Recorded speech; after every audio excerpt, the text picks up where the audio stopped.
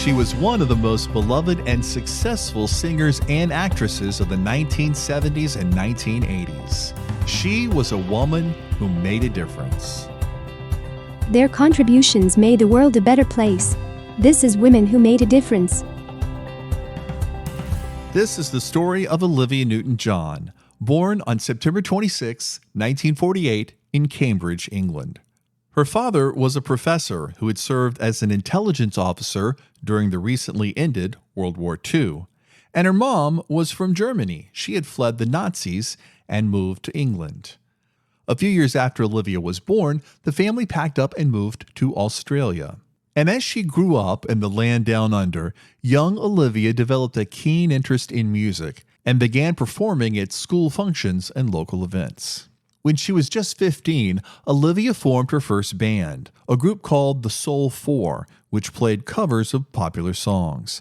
Now, the band became quite successful in the music scene there in Melbourne, Australia, and Olivia began to develop a reputation as a talented singer. Now, when Olivia was a teenager, she won a talent contest on a television show, and the prize was a trip to England. Well, she won. She went to England, and while she was there, she recorded her very first single, which was called Till You Say You'll Be Mine. Now, it wasn't a major hit in England, but it was a minor hit, and that encouraged Olivia to stay in England and pursue a career in music. Olivia Newton-John's first major hit single was a song called Let Me Be There. It was recorded in 1973. It was the title track of her second studio album, and it became a hit in both the United States and the United Kingdom. Now, the song's catchy guitar riffs and driving drum beat made it a very popular song on both pop and country radio stations.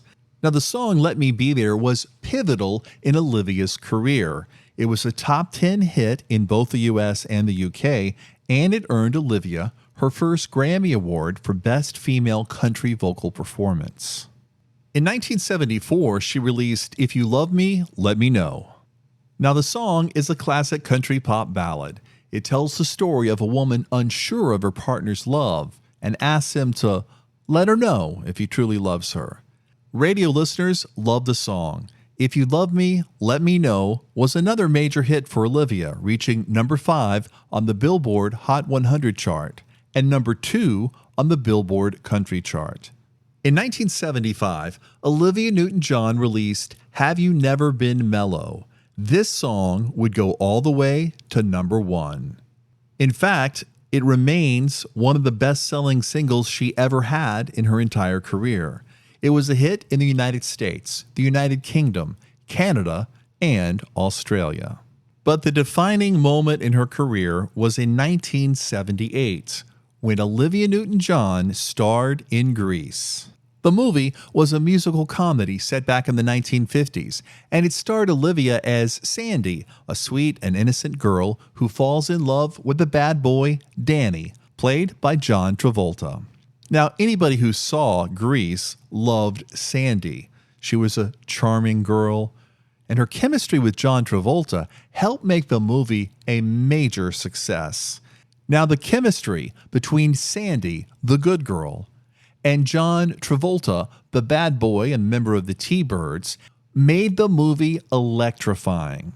In addition to acting in the movie, Olivia contributed several songs to the iconic soundtrack, including Hopelessly Devoted to You and one of the most famous duets in history, You're the One That I Want. The ballad Hopelessly Devoted to You showcased Olivia's beautiful voice and her emotional depth. The song was a major hit, and it earned Olivia an Academy Award nomination for Best Original Song. That duet, You're the One That I Want, with John Travolta, went on to be one of the biggest selling singles of the 1970s. It reached number 1 on the Billboard Hot 100 and stayed there for several weeks. In fact, the song's success helped to cement the movie Grease as one of the most beloved movie musicals of all time. Olivia Newton-John's performance in Grease helped to establish her as a major pop culture icon, and it cemented her status as one of the top recording artists of the 1970s. Later that year, Olivia released another hit record, A Little More Love. This song went all the way to number 3 on the Billboard Hot 100. But the biggest days of her career were yet to come. If the 1970s had been good to Olivia Newton-John, the 1980s were going to take that to an all-new level. Well, since she had such a success in the movie musical Grease, Olivia tried again with the movie Xanadu. This was a film that starred Olivia and dancing legend Gene Kelly, who had started his career more than 50 years earlier. Unfortunately, the movie was a bust, but the soundtrack was very successful, spawning 2 big hits for Olivia's musical career: the title track, Xanadu, and Magic, a song that went to number 1 and earned Olivia a Grammy nomination. Now, it's no doubt the biggest song of Olivia Newton-John's career is Physical. It was released in 1981, but the song did generate some controversy.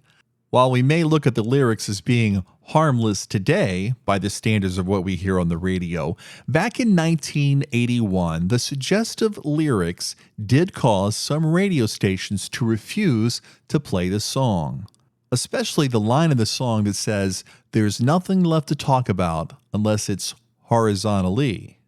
Now, the video for the song also sparked controversy. Although it shows Olivia in a gym working out with several male dancers, at the end of the video, 2 of them leave holding hands. Now, despite all the controversy, Physical became one of the biggest selling singles of the entire decade, spending 10 weeks at number 1 on the Billboard Hot 100. And throughout the rest of the decade, Olivia continued to have successful albums and singles, including Heart Attack, Twist of Fate, and Soul Kiss. And she continued to act as well, appearing in movies like Two of a Kind and It's My Party.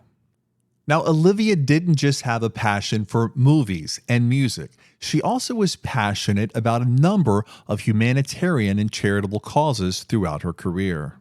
She used her fame and her influence to raise awareness and funds for causes like cancer research and treatment, environmental protection, and animal welfare. One of Olivia's most significant contributions was in the field of cancer research and treatment. In 1992, she was diagnosed with breast cancer and underwent treatment. She used her experience to raise awareness about the disease and became a vocal advocate for cancer research and treatment. She established the Olivia Newton-John Cancer and Wellness Center in Melbourne, Australia, and she remained a strong supporter of cancer research throughout her life.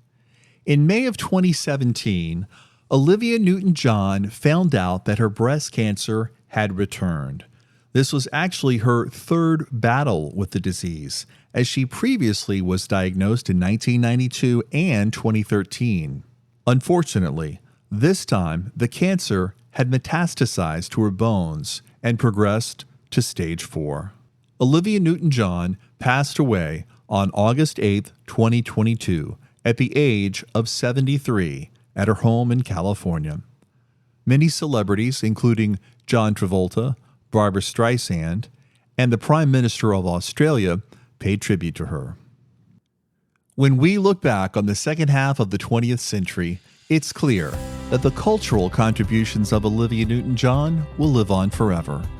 Her timeless ballads, her upbeat songs, and her appearance in one of the most successful movie musicals in history ensure that history will never forget Olivia Newton-John, a woman who made a difference.